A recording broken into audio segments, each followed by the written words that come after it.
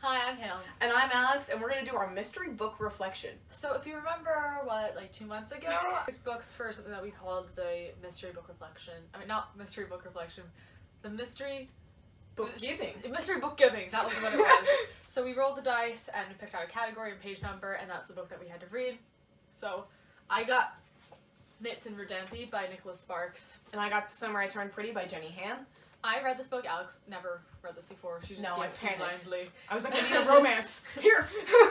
So we're going to be talking about these books real quick, and then we ideally would have rolled for the next time, except I forgot the paper at home, so...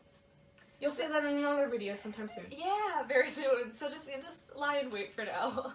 So I guess I will go first, even though because this is the most fresh in my head because I literally just finished it this morning. I finished this like 2 months ago. I'm trying to remember. I think I do. Okay. So I haven't reviewed this yet either, so it's kind of funny. I've had like all day to gather my thoughts, but I haven't rated it or reviewed it yet, so I can't really tell you what kind of rating I gave it. But it was not as good as I was expecting. I'd heard great things from about Nicholas Sparks. Like, everyone seems to like him. Luckily, my mom said that this is really not one of his better books. And I can kind of see that. Like, the writing is really nice, actually. I can see that he's probably a good writer. It's just that this is not one of his best works. First of all, I could not stand Paul. And Paul is supposed to be the love interest, and he made me want to vomit, actually. I thought he was so rude and arrogant and just, like, an overall, like, terrible person. So I found it really difficult to, like, fall for him like Adrian did. It wasn't because of the age.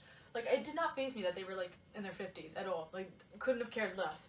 But Paul was a terrible person. Like, workaholic, did not spend time with his family.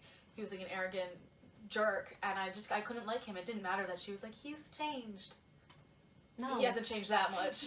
So did not like him at all. And then it was just like, there was a lot of insta love in this, and I kind of knew that going into it is because the premise of the book is that she basically falls in love with him over a weekend, which, first of all, like, that's insta love, and literally on the second day he's saying in his head that he thinks he loves her, and she's saying that she thinks she loves him. So it was a bit much for me. I was kind of like, Nicholas Sparks is kind of not working for me, man. I mean, they don't fall in love with someone after the first day of meeting them. You can be infatuated by them or like have lust for them, but you do not fall in love with someone. That happens over the course of time. And that's just my own opinion, and it irks me when books do that a lot. And I just remember reading this one line, which I had to bookmark, on page 37, and it was after I read this that I was like, I'm in for one with this book. So I'm gonna read this paragraph for you so you can just see how it was. Paul glanced away, then found his eyes drawn to her again. Even though she was crying, he could tell she was pretty, but there was something in the sad way she shifted her weight that let him know that she didn't realize it.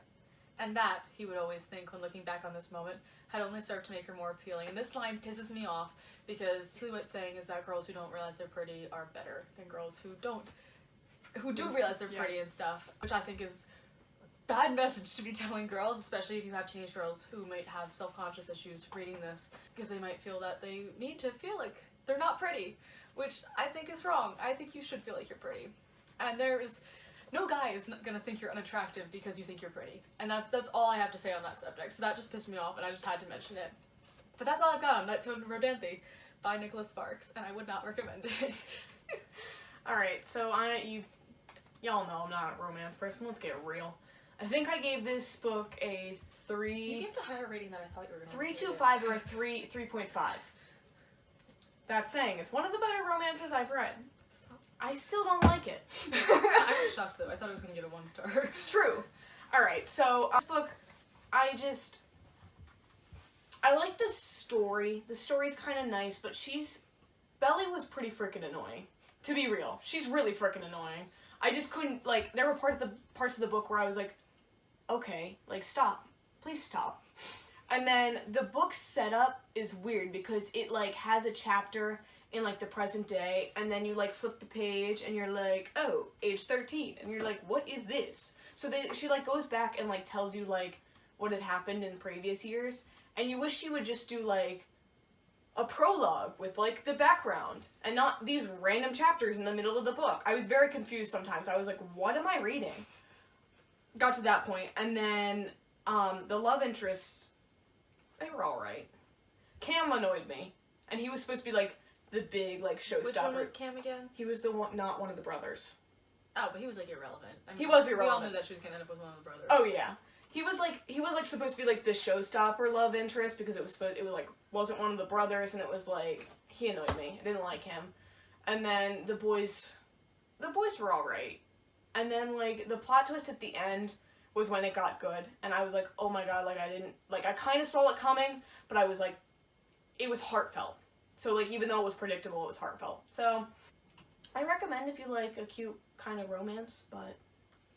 I have read that one before, and actually, I didn't think it was that awful, to be honest. There's definitely some parts of it that you can kind of groan at, because it's... Bally's an idiot, kind of. Yes. So, she's definitely not she's not a good main character. She's very annoying. And the only other, like, thing that irked me with this book is that it had, like, a love square. What's which a love I just square? found kind There of were weird. 4 boys, three boys and Belly, and you were like, Jesus. I just thought it was kind of weird. I mean, like, I actually don't hate love triangles as much as, like, a lot of people do, but, like, I just thought... Love square was weird. Yeah, I did. And actually, that does remind me that heartfelt thing. Knights in Rodanthe did have a slight redeeming thing at the end, because there's just something that happens to Paul, and there's this letter. Like at the end of the book, there's a couple letters that are in there, which are very heartfelt and stuff. And the book did make me cry. I had to hold the tears in because I was sitting in the car with my family, but it did almost make me cry at the one letter because it was just very sad, and like I felt bad for like Adrian, but I still hate Paul. Like nothing is going to change my mind about my hatred for Paul. So, for our first mystery book giving, I say we did pretty good. I think so too. Yeah. It could get worse from here, but it It can only could. get better from here. Because you didn't hate this. So No, like, and romance is my most hated category, so yeah. nonfiction is quite close, but it's not as bad. Alright, so that's it for this video, and we'll see you next week. Bye!